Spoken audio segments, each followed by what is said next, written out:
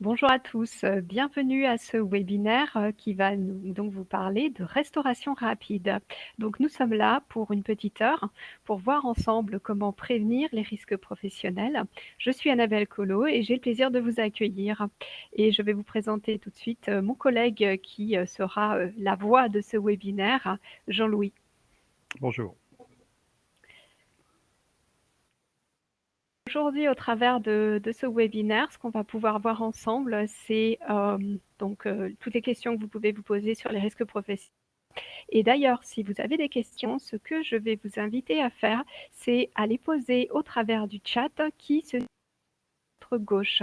Voilà, n'hésitez pas à poser vos questions pendant le webinaire, on en fera une sélection et on tâchera d'y répondre sur la fin. Bien, je vais reprendre la suite. Donc, avant d'entrer dans le vif du sujet, un bref rappel des missions qui sont les nôtres, les missions de la branche accident du travail, maladie professionnelle de la sécurité sociale. Donc, la branche est gérée par la Caisse nationale de l'assurance maladie. Elle assure 3 missions: l'indemnisation des victimes, par la prise en charge des frais médicaux, des frais d'hospitalisation, de rééducation, ainsi que le paiement des indemnités journalières. La tarification, donc c'est-à-dire le calcul des cotisations que les entreprises versent pour compenser le coût des accidents et des maladies, mais également pour financer leur prévention. Dernière mission de la branche, et c'est ce dont nous allons parler aujourd'hui. Donc 3 missions: prévenir les risques, tarifier, donc calculer les taux de cotisation et indemniser les victimes. Alors, de quoi allons-nous parler aujourd'hui? Qu'est-ce que nous allons voir ensemble aujourd'hui? Donc nous allons déjà voir quels sont les enjeux de la prévention dans le secteur de la restauration rapide, quels sont les principaux risques et quelles solutions à votre disposition, quelles solutions l'assurance maladie met à votre disposition pour réduire ces risques. En matière d'enjeux, donc avec 56 000 établissements, 226 000 salariés, donc le secteur de la restauration rapide est en forte progression depuis une dizaine d'années, comme le montrent les courbes que vous avez à l'écran. Donc cette progression s'accompagne d'un nombre croissant d'accidents du travail, avec en 2019 plus de 9 000 accidents. À cela s'ajoutent 1 800 accidents du trajet et 241 maladies professionnelles. Donc ces chiffres parlent d'eux-mêmes et montrent combien la prévention des risques est un enjeu important pour le secteur de la restauration rapide. Quels sont les principaux risques dans le secteur de la restauration rapide? Alors, je vous propose, pour introduire ce chapitre, euh, un sondage qui prendra quelques secondes, une minute. Donc, maintenant, c'est à vous de jouer. Très bien, donc je vais vous lancer le sondage. Donc la question est la suivante: à votre avis, quels sont les accidents les plus fréquents? Et vous avez une petite minute pour répondre. C'est lancé.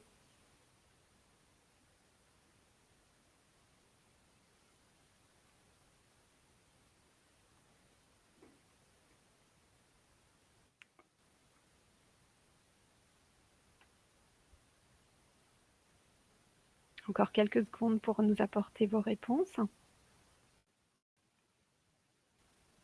Je vois que c'est assez partagé entre les claquages musculaires, le lumbago, la chute de plein pied. Ah, la chute de plein pied, en effet, c'est une des orientations qu'on aurait. Les chutes de hauteur, les coupures, brûlures, accidents de la route et enfin les chocs suite à une agression. Je vois qu'en effet, ça évolue, ça évolue. Bientôt la fermeture du sondage. Très bien, donc il semblerait que on partirait un pied sur sol glissant pour vous à 27%, suivi de très près par les claquages musculaires ou lumbago à 16%. Et enfin, les coupures lors de l'utilisation de couteaux en cuisine et les accidents de la route qui sont tous les deux à 14%. Je laisse maintenant Jean-Louis faire plus précis de ses réponses. Eh bien, je crois que vous avez vu juste, puisque, en effet, les principaux risques d'accident sont liés à la manutention manuelle et à l'ensemble des tâches qui sollicitent les muscles, les articulations, le dos, avec son cortège de contusions, de déchirures musculaires, de lumbago, comme vous l'avez pointé. Et tout cela génère, voyez-vous, 14% d'accidents qui touchent le dos et 92% des maladies professionnelles qui relèvent des troubles musculo-squelettiques, qui est véritablement le fléau en la matière. Autre cause d'accident du travail, donc les tâches réalisées en cuisine, avec les risques de brûlure, de coupure, de contusion, puisque 14% des accidents sont des coupures. Donc c'est un risque important également.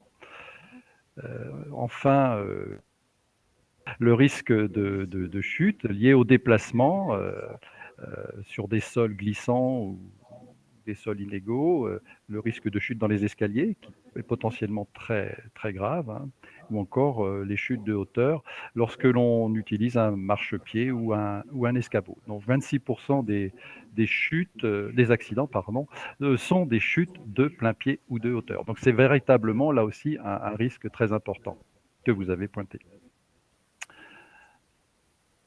Et autre risque très important, c'est le risque d'accident de la route, livraison de commandes, parce qu'elle se fait généralement à 2 roues. Et là, 13% des accidents se produisent lors des livraisons, et ces accidents sont là aussi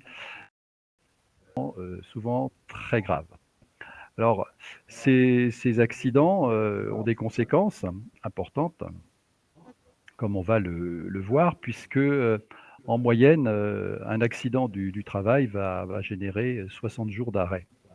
Donc c'est quand même temps, sachant qu'au-delà de 45 jours d'arrêt, le risque d'être prendre le travail est extrêmement fort. Les maladies professionnelles, quant à elles, sont très graves. Elles sont peu nombreuses, ou moins nombreuses en nombre, mais très graves par le fait qu'en moyenne, une maladie professionnelle va causer 223 jours d'arrêt, ce qui est considérable. Et au total, donc vous pouvez retenir ce chiffre de 600 000 journées perdues par an pour l'ensemble des maladies professionnelles et des accidents du trajet. Donc là aussi, on voit que les enjeux sont forts et qu'il y a un intérêt bien compris à faire de la prévention des risques. Donc c'est l'objet de ce chapitre, comment prévenir les risques qui ont des conséquences aussi néfastes. Alors, la méthode, ou tout au moins la démarche, classiquement, va se dérouler en 2 temps, hein, c'est ce que l'on peut retenir. D'abord, on va chercher à identifier les risques et à évaluer leur importance, ainsi que le degré de maîtrise qu'on en a, pour ensuite, donc dans un deuxième temps, rechercher les moyens d'améliorer et d'accroître cette maîtrise des risques pour éviter que l'accident se produise, ou s'il se produit, pour en limiter la gravité. Donc 2 étapes dans cette démarche de prévention des risques. Alors comment identifier, comment évaluer les risques? Alors là aussi, un petit peu de méthode, mais avant de vous livrer la méthode, tout au moins une méthode éprouvée, nous vous proposons là aussi un court sondage pour ensuite en discuter. À vous. Très bien, donc je vais ouvrir le sondage. Donc la question est, à votre avis, comment repérer les risques et évaluer s'ils sont suffisamment maîtrisés? Donc le sondage est ouvert. Vous avez 1 minute pour y répondre. Et donc les réponses qui vous sont proposées sont en listant les actions en place, en questionnant les salariés, en faisant l'inventaire, en s'en remettant à son bon sens. Donc votre avis diverge aujourd'hui. Pour le moment, c'est assez réparti entre les 4 réponses. Donc je vois que ça continue d'évoluer. Ah, il y a une réponse qui semble quand même se détacher des autres. Encore quelques secondes.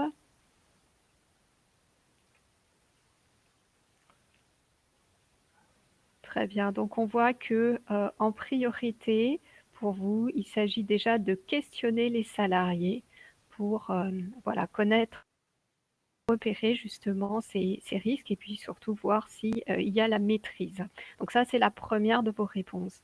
La seconde réponse, en faisant l'inventaire des dangers. La troisième réponse, en listant les mesures de prévention en place et enfin, en s'en remettant à son bon sens. C'est Très bien. Bah, écoutez, je crois que là aussi vous êtes dans le vrai. Heu, on peut vous proposer cette représentation qui permet de voir que pour identifier et évaluer les risques, d'une manière, il faut s'appuyer sur une méthode. Ça, c'est important et nous allons y revenir dans la suite. Il faut s'appuyer sur une méthode et sur la salariés. Vous l'avez souligné, hein, c'est essentiel. Ils sont véritablement, acteurs de la prévention, de leur sécurité, de celle de leurs collègues et généralement à l'origine de bon nombre d'idées, extrêmement fructueuses. Et puis, il ne faut pas non plus oublier, et c'est à retenir, que cette évaluation des risques, doit être, révisée, actualisée, périodiquement et à minima une fois par an pour être en accord avec la réglementation, mais également, lors de toute décision qui va impacter les conditions de travail, la maîtrise des risques, et également à chaque fois qu'un accident se produit, qu'une situation dangereuse se manifeste dans l'entreprise ou dans le secteur d'activité, si vous en avez la connaissance, c'est important à ce moment-là de l'analyser pour que vous puissiez en profiter aussi. Donc, on parle de méthode. Alors, cette méthode, on peut l'imager de la manière suivante. On peut retenir qu'elle tient en 4 questions que vous avez aussi, d'une certaine manière pointées en partie, hein. Donc on va pouvoir se poser face à chaque situation de travail, hein, que l'on va examiner avec les salariés. On va se poser la question de savoir où sont les dangers? Où sont les dangers? Qu'est-ce qui peut, nous blesser? Qu'est-ce qui peut nuire à notre santé? Quel phénomène physique, chimique ou autre peut, intervenir dans notre santé? Heu, la lame du couteau qui coupe, c'est un danger. Le produit chimique que l'on utilise pour le nettoyage peut présenter aussi des dangers, excep dangers. Ensuite, la question, qui vient, c'est, quels sont les risques? C'est-à-dire, à quel moment, quand et dans quelles circonstances, sommes-nous exposés à ces dangers? Naturellement ensuite, on s'interroge sur comment est-ce qu'on se protège face à ces risques? Quelles sont les mesures de prévention qui existent actuellement, qui sont en place? Vous l'avez, bien souligné. Et puis enfin, est-ce que ces mesures de prévention sont suffisantes ou bien est-ce qu'il faut faire autre chose? Voilà. Est-ce qu'il faut compléter ces mesures de prévention? Donc c'est ce questionnement, que l'on installe au sein de l'équipe, hein, qui va permettre, d'être pointu et de réduire, la potentialité de risque d'accident ou de maladie. Alors c'est les qui plus est, les résultats de l'évaluation que l'on aura faite pourront, facilement être transcrites dans le document d'évaluation des risques, le DU ou DUER, hein, selon les abréviations en vigueur, qui comprend, classiquement un inventaire, des risques identifiés et le plan d'action qui détaillera les mesures complémentaires à prendre pour renforcer la prévention. Donc n'oubliez pas que le document unique est une obligation légale de l'employeur. Chaque établissement doit, contenir, si je puis dire, son document unique. Donc, l'évaluation des risques donc montre, des choses sont à faire, hein. La plupart du temps, c'est pas le statu quo, il y a nécessairement des progrès à accomplir pour améliorer la maîtrise des risques, pour renforcer, donc les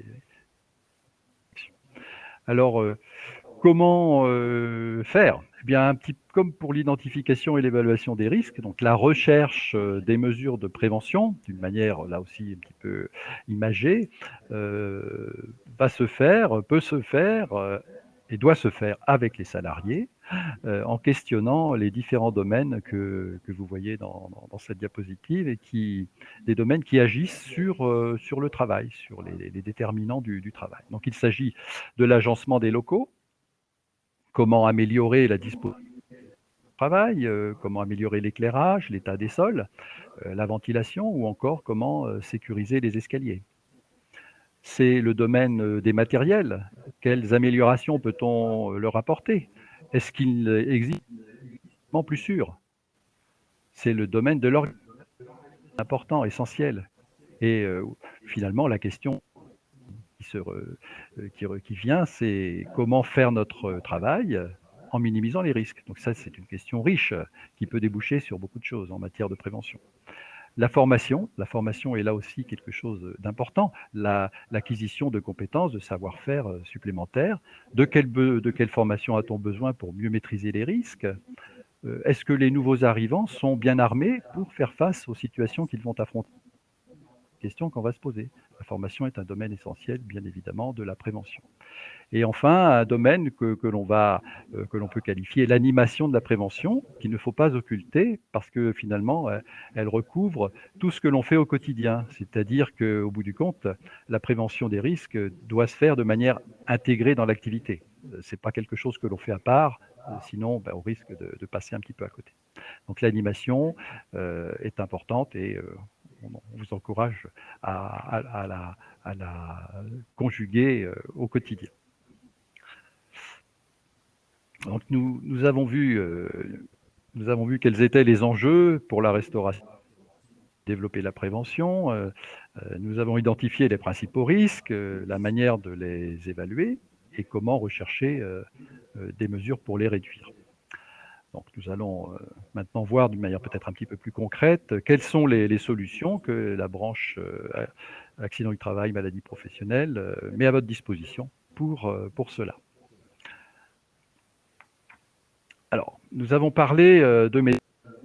Eh bien, on a le plaisir là, de vous présenter un outil, l'outil OIRA, qui a été conçu pour votre secteur d'activité. Alors, retenez ce nom, OIRA. Bon, il est peut-être vous allez tout de suite avoir l'explication. En fait, il s'agit d'un acronyme qui signifie Online Interactive Risk Assessment, puisque cet outil en ligne a été développé au niveau de l'Union européenne, d'où cet acronyme, et est depuis progressivement personnalisé métier par métier. Nous, 21, une bonne trentaine d'outils OIRA, donc en version française bien sûr, qui sont développés par l'INRS avec le concours des CARSAT, de la CRAMIF et des CGSS pour les départements d'outre-mer. Je propose maintenant de découvrir cet outil OIRA et pour cela, nous avons une courte séquence vidéo que nous allons pouvoir lancer. Mais là, je vais peut-être faire appel à notre régisseur pour le faire, s'il le veut bien. Merci. Et on se retrouve dans 2 minutes.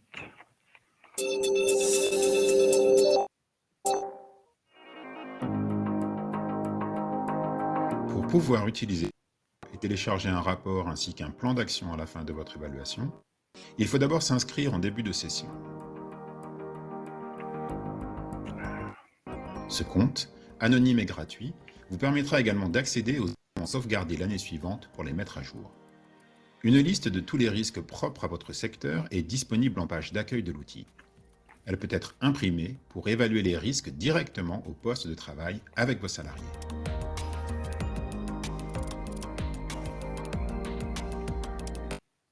À travers un questionnaire simple, vous sélectionnez les mesures déjà en place de votre entreprise dans une liste prédéterminée. Pour certains, que vous ne soyez pas concerné. Dans ce cas, vous pouvez passer la question.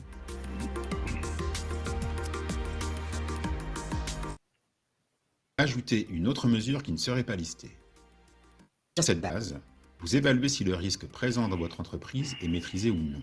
Si vous n'avez que la moitié des mesures proposées, vous pouvez supposer qu'il reste nécessaire d'ajouter de nouvelles mesures à votre plan d'action.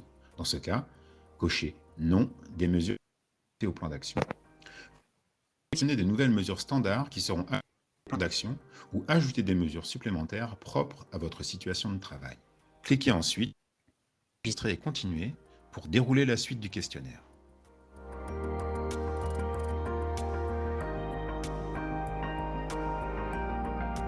À la fin du questionnaire, il vous est encore possible d'ajouter un ou des risques supplémentaires qui ne seraient pas listés dans l'outil pour leur attribuer des mesures de prévention spécifiques.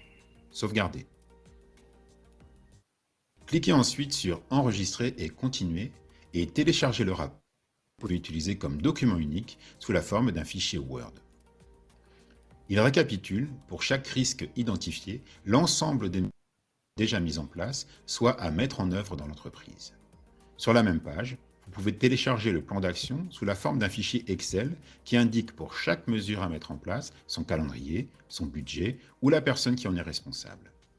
Votre entreprise sera à pouvoir accéder à ces données. Rendez-vous sur www.inrs.fr/OERA pour découvrir les secteurs d'activité couverts par OERA.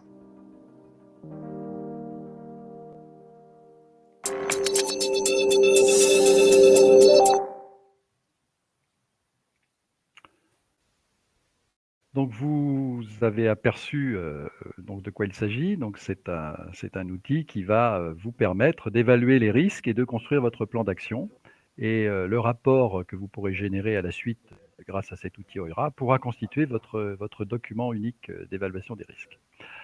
Donc je pense qu'il faut aussi retenir que vous disposez avec l'outil OERA, ou tout au moins en supplément, si j'ose m'exprimer ainsi, de l'outil plan d'action Covid-19 qui vous permet aussi là de passer en revue les dispositions que vous avez prises face à cette pandémie pour, le cas échéant, améliorer la prévention des risques pour les salariés et également certainement pour vos clients.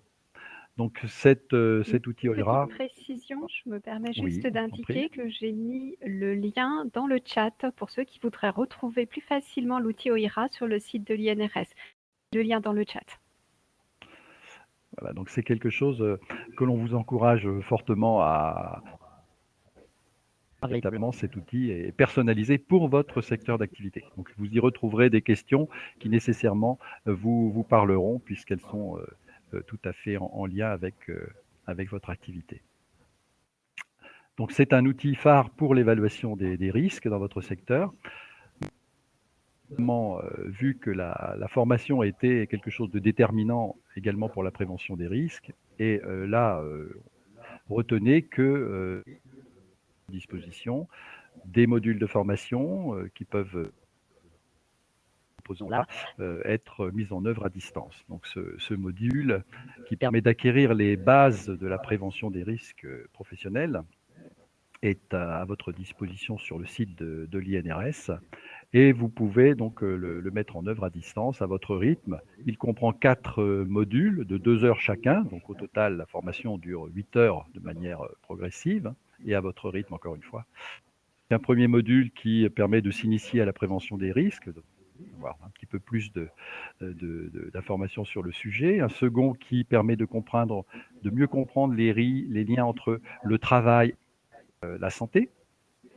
Un troisième module très important qui permet d'aborder l'accident du travail et la notion de multimodalité de l'accident. L'accident, généralement, enfin toujours même, la conséquence de l'assemblage de causes multiples, organisationnelles qu'humaines. Et enfin, un quatrième module qui permet d'approfondir l'évaluation des risques professionnels. Donc ça, c'est une formation qu'on ne saurait trop vous conseiller. Donc également une formation tout indiquée qui, elle, permet de sensibiliser les nouveaux arrivants à la prévention des risques. Alors cette formation est facile à mettre en œuvre, elle a été conçue pour les petites entreprises, elle porte le nom de Tuto Prév. Plusieurs modules sont disponibles. Le module qui vous concerne directement, c'est le module hôtellerie-restauration. Donc ce tuto Prév se présente sous la forme d'un livret avec des planches de dessin, quelque chose d'assez ludique, que l'on soumet au nouvel embauché afin qu'il repère par lui-même les situations à risque et propose les mesures de prévention qui lui semblent appropriées. À partir de là, avec le corrigé fourni, vous pouvez engager la discussion avec lui et mieux le sensibiliser au risque, de manière à ce qu'il soit attentif et à ce qu'il comprenne et à ce qu'il mette en œuvre les mesures de prévention d'une manière efficace. Donc, ce sont deux modules de formation, entre autres, hein, il y en a bien d'autres à votre disposition pour approfondir le risque chimique, par exemple. Mais il nous a semblé que c'était les deux modules principaux que nous devions vous présenter aujourd'hui.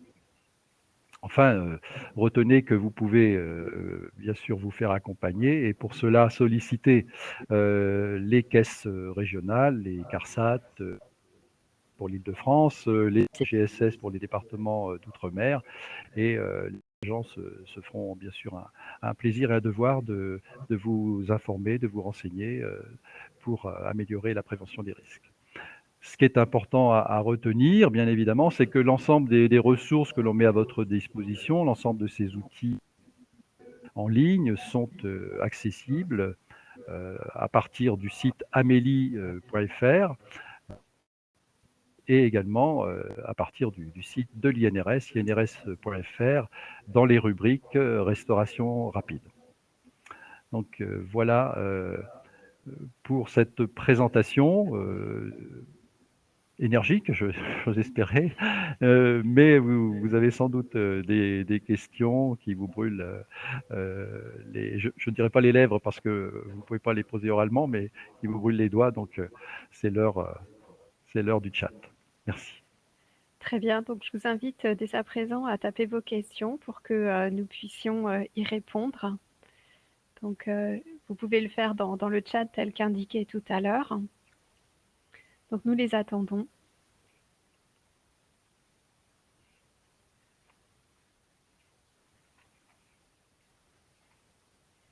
Donc peut-être une première question que je vais poser à l'oral. Donc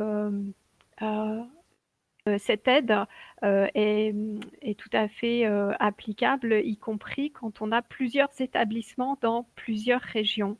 Donc en effet, Jean-Louis, je vous laisse répondre à cette question. Quand on a plusieurs établissements et qu'on fait un grand groupe, comment est-ce que ça se passe? Est-ce qu'on peut malgré tout appeler sa caisse régionale?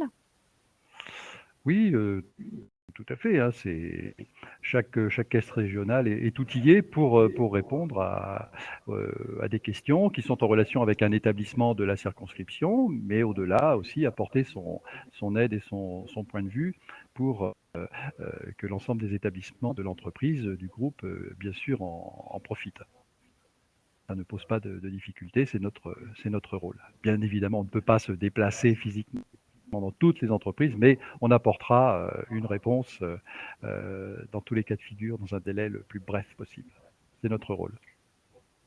Très bien, merci pour cette réponse en direct. Une autre question, lorsque on souhaite se faire accompagner par un autre intervenant, qui est-ce qu'on peut contacter? Est-ce qu'on peut contacter par exemple la médecine du travail? Là aussi, bien sûr, le service de santé est tout indiqué vos interlocuteurs principaux et privilégiés pour ce qui touche aussi à la prévention des risques, à la santé, à la prévention des accidents. Les services de santé sont outillés pour intervenir dans vos établissements et pour vous aider à améliorer le degré de maîtrise des risques. Bon, ils ne feront pas à votre place l'évaluation que vous devez, en tant que chef d'entreprise, hein, animer et dont vous êtes responsable. Et c'est bien le sens que l'on donne aux outils que l'on développe pour vous avec le concours de vos organisations professionnelles, de manière à ce que vous puissiez, en toute autonomie, avec une autonomie la plus large possible, donc, réaliser votre évaluation, prendre les mesures de prévention qui sont les plus adaptées à la situation de votre établissement, bien évidemment. Très bien, je ne vois pas d'autres questions qui Pas d'autres arrivent. questions. On laisse encore les dernières personnes taper si elles le souhaitent. Et puis à partir de là, ce que je peux repréciser, c'est retrouver tous les liens vers les ressources utiles dans le chat. Donc si vous souhaitez faire des copier-coller pour gagner du temps et revoir ces éléments-là, Après le webinaire, tout est disponible et ce webinaire, évidemment, est enregistré et vous aurez la possibilité de retrouver le replay. Il vous sera envoyé par mail. Très bien, je n'ai plus d'autres questions, je vois dans le chat. Merci à... Bien. Ok. Merci beaucoup Jean-Louis pour toutes ces De rien. explications. C'est un plaisir. Et nous espérons vous retrouver très bientôt pour d'autres webinaires. Et nous sommes toujours disponibles, comme vous l'a indiqué Jean-Louis, pour répondre aux questions qui viendraient après le webinaire. Bonne journée à vous tous, Bonne journée. bonne fin d'après-midi et à très bientôt. Au revoir. Au revoir.